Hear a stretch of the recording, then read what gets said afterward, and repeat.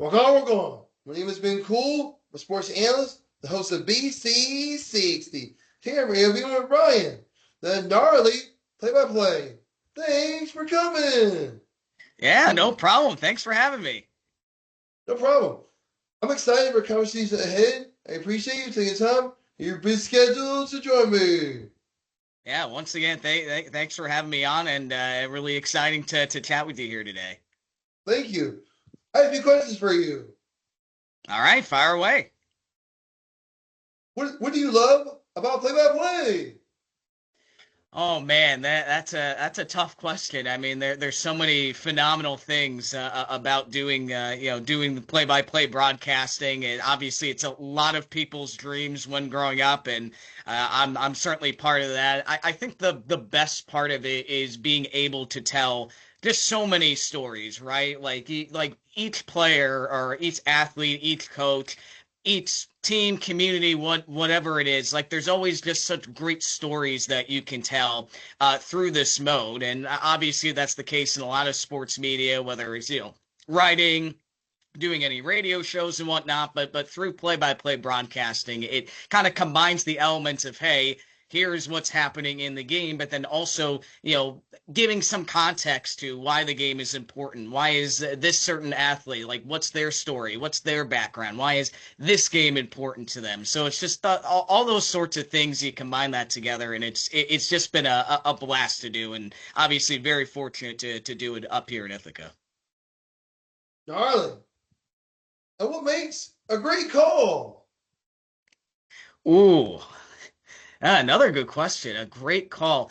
I think enthusiasm is certainly one thing. Obviously, you don't want to be too over the top, but you'd rather want to be closer to more energetic rather than being kind of very, monotone and whatnot. And I try to bring that in my broadcasts, especially, say there's a nice goal scored in soccer or lacrosse or touchdown in football, whatever the kind of game brings to itself.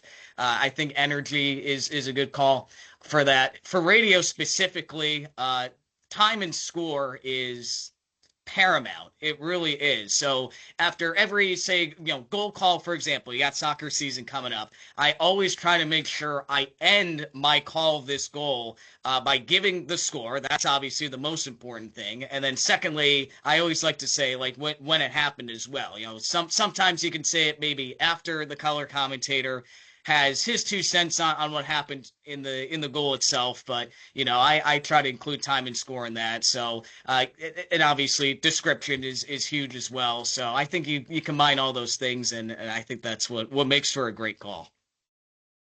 Walk on. And you cover 15 sports. How you prepare?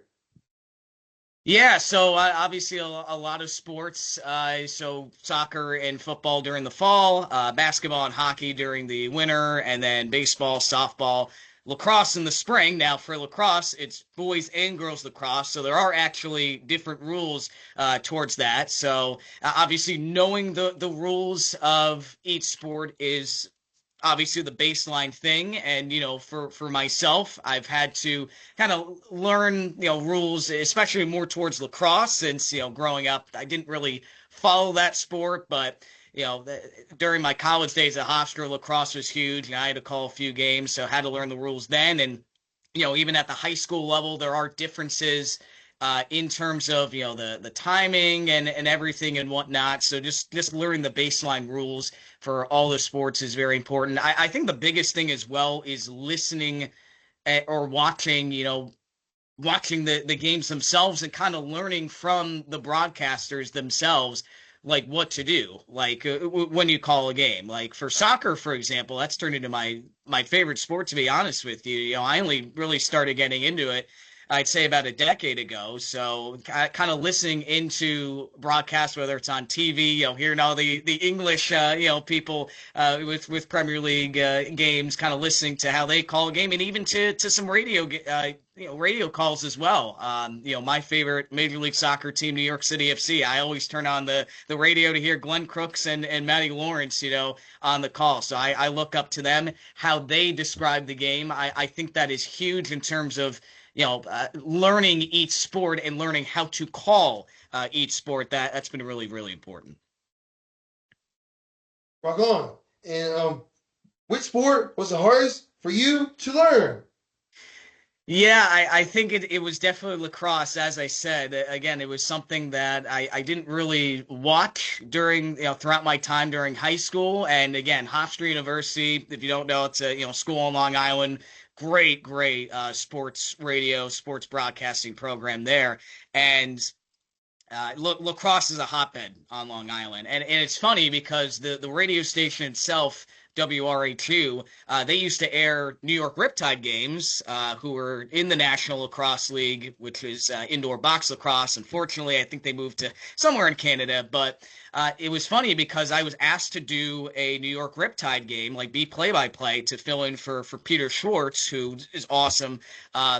And I was kind of reluctant at first because I'm like, I don't really know this sport. I don't know how well I'm going to do. I don't want to, embarrass myself and whatnot. But, the more I thought about it, the more I'm like, well, this is great professional experience. Like, it's not every day you have a college kid here that gets to call a professional sport. So, I ended up doing it, and I have no regrets whatsoever. It was a lot of fun, and I've just continued to grow and grow into liking lacrosse. And here in Ithaca, Cornell men's lacrosse is one of the most popular teams. I mean, they just won a national championship last year for the first time in decades. So to be able to cover that, not necessarily call Cornell lacrosse games, but to be able to cover that and watch a few games was awesome. And then, doing it here at the high school level for Ithaca High School, they have two really strong programs, boys and girls lacrosse. So it's just been it's been a blast, and I have really grown to love it and appreciate the sport of lacrosse.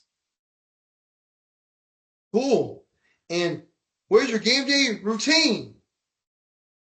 Game day routine. Well, yeah, I usually it's the night or the couple nights before in terms of preparing my charts. That's obviously the biggest thing, right? And it is tougher going comparing to calling a college game compared to high school because when you're doing a college game, there's just so much more information out there. The athletes themselves are older, so there's kind of more background towards them. The resources are more available in terms of stats and in terms of, background information. You just go to, Hofstra's athletics website, for example, and it's all right there for you. At the high school level, it's totally different. So, rosters for the most part are online, but most oftentimes I have to reach out to the coaches specifically in terms of getting stats and also in terms of getting pronunciations, because that's another hugely, hugely important part of broadcasting. So if I don't know a pronunciation, just always go to the coach before the game to say, hey,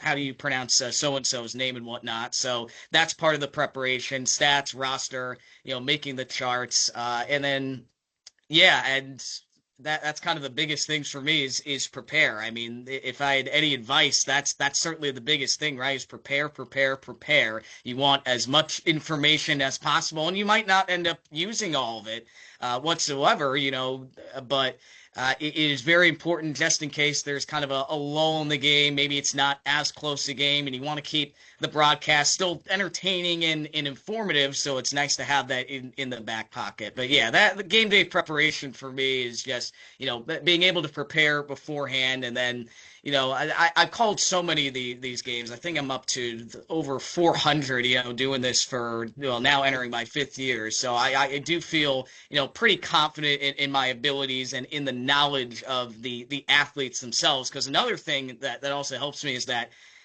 at the high school level, athletes play multiple sports. So there are a ton of like 2-sport and 3-sport athletes I follow from the fall, winter, and spring. So yeah, that's a big help as well. My game day routine is I practice before to make sure I'm ready. Thank you so much for taking the time to sit down with me for an interview. It was absolutely a pleasure to speak with you, hear insights, your stories, and perspective are inspiring, grateful, opportunity. So there for you. Thank you once again for having me. It was great chatting with you. Come back again soon. Walk on, walk Will on. do. That's the end of my show. See you soon, everyone.